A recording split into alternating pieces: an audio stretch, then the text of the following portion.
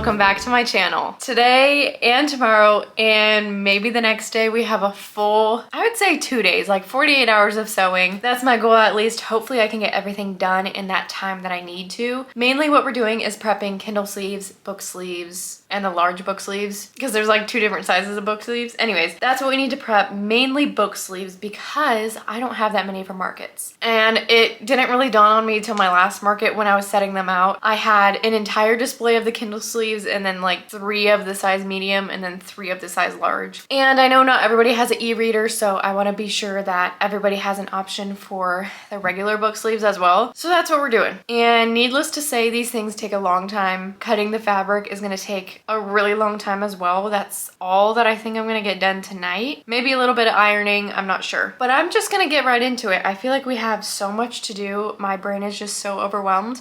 I got a lot of our materials today, so we should have enough like fabric and fleece lining and everything to get us through. So let's just get started. And for this whole process, I'm just going to go off of our regular book sleeves that I already sell online. I'm not going to do like any limited edition ones or any like new ones or anything like that. I just want to stick to what I already have so that I have all the fabric and I just don't get confused with like what I'm actually making. So I'm just gonna start cutting them all out. I need to cut out the outer fabric, the liners, and all the pockets, which if you guys have seen my other videos of how I make them, I do have a lot already cut out, like a lot of fabric, which is right over here on my 10-tier shelf. So these are like outer fabrics, these are the pockets, and then these are the liners. And then they go down from like small, medium to large. But the only issue with this is that sometimes there's not like a total package for one book sleeve, if that makes sense. Like when I'm cutting them out, there's not always an even number, like to have 2 pockets, 2 outer pieces. I don't think this makes any sense, but like when I'm cutting them out, sometimes there's only 1 pocket and then there's enough for 2 outer fabric pieces. So then it ends up just being completely wonky and I have to cut more anyways. So I'm thinking by doing this, I can just eliminate looking through all of those and already cut out, you know, like what I need and then use up what I have. Does that make sense? I feel like I'm not making sense. So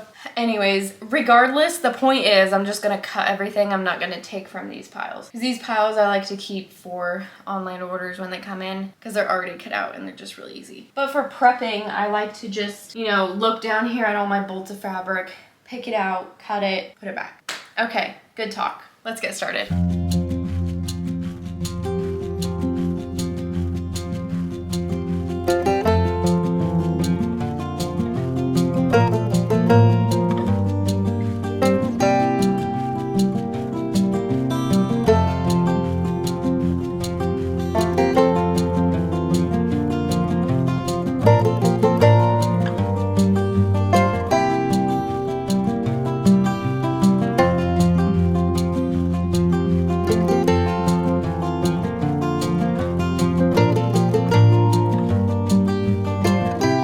Okay, after cutting out just our first one, the Dizzy Picnic Pink, I think I've figured out we're gonna end up doing 2 regular book sleeves, so the medium size, and then 2 of the large, just because that's how the measurements work out. Either I could do 2 or I could do 4. And I feel like for this stage, I think 2 will be enough since I have quite a few different book sleeves. At least for the display size, that will fit it nice and then not be too much overflow onto the table. And then it'll also give us a good variation, like we could do 1 with a bow, 1 without a bow, or we could do both with a bow. We just kind of have some options there. But I'm setting them right over here as I cut them out. I might actually end up just doing, you know, like the first cut all together and then do a lot more of the individual cuts with like multiple fabrics, just that it goes a lot quicker and like be able to bulk cut it. But yeah, just want to update you there. I'm gonna keep on cutting.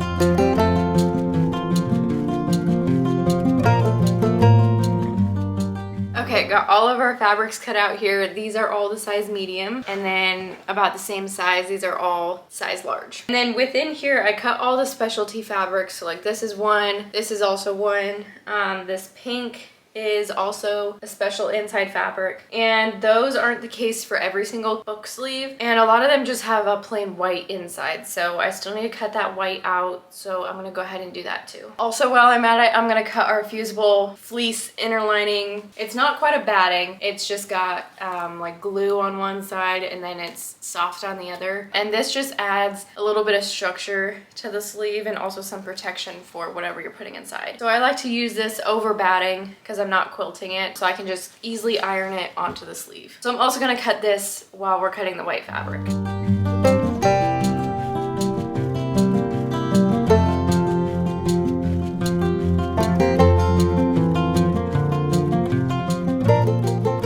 Also, I've had so many questions about what mat I recommend and what rotary cutter.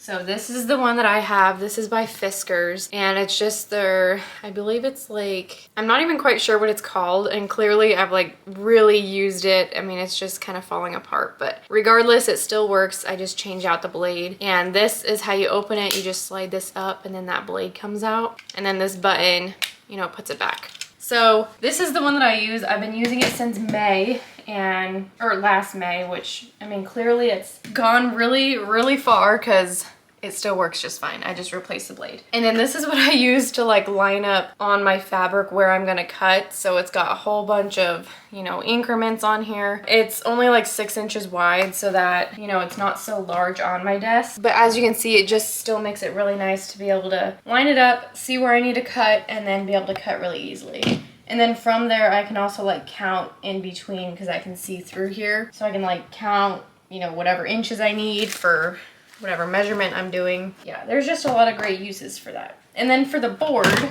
this is the one that I have. This is by Fiskars as well. And this is the foldable one. So right here, I'm not sure if you can see that, but that folds together. And then there's another one a third of the way down the board on this side as well. So like right here, so at 12 and 24. And then it also has diagonal marks, so you have 30, 45, and 60 angles. But then otherwise you just have your regular inches and then also fourths as well. But this board is not the first Fiskars board that I've had. I had one before that was the same size as this that I got from Hobby Lobby, and it didn't fold. And so I'm here to tell you, if you can get a non-foldable one, literally snatch it up. Like, get a non-foldable one. The foldable ones are great for if you don't cut very often, so you're gonna fold it up and put it in your closet. The other great benefit is that, you know what, let me actually just show you this underside. So this is where it folds, but then this underside, you can't cut on this, but this is like a grippy, it's not quite grippy, but it just doesn't move. Like it kind of like sticks to whatever surface it's on. So the nice part about the foldable one is it's not going anywhere. The other one that I had was two-sided, and so the other side of the board was like a light gray, and a benefit to that was you could use both sides, but a downfall was it would slip everywhere when you're trying to cut. So it honestly depends what you're looking for, but if you're gonna invest in a mat, I feel like you're cutting pretty regularly, especially if you're getting a huge one that needs to fold. The only reason that I have this foldable one though is because my other one was covered under warranty. So this is the one that they sent me, and even though it's not the same, like, it still works great. It's 10 times quicker than cutting with just regular scissors, and a lot more accurate as well. I get some questions about how to get more accurate cuts, and this would be my number one thing, is get a rotary cutter and a mat. But yeah, now that we got all that pellon, all that fabric cut out, we can go ahead and start ironing. That was way quicker than I expected. I just threw on some music and got it done.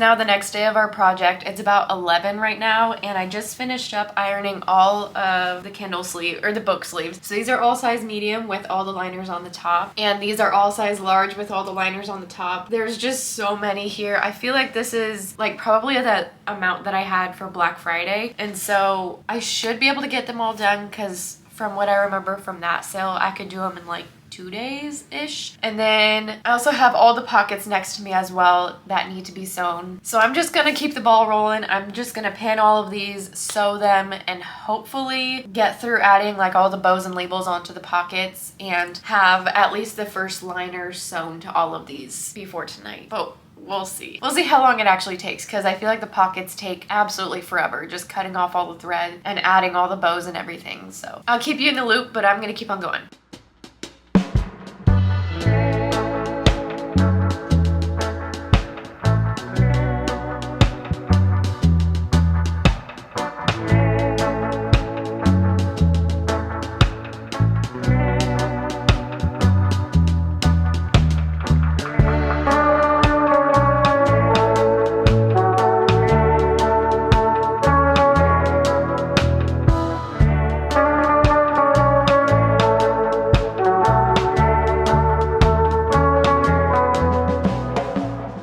That is a whole ton of book sleeves. I don't know if I've ever done this many at the same time. We have all the outside with the first liner pinned, and that's what all these are. It goes like large to medium in the back, and then these are all the size large pockets and all the size medium pockets. So let's get to sewing.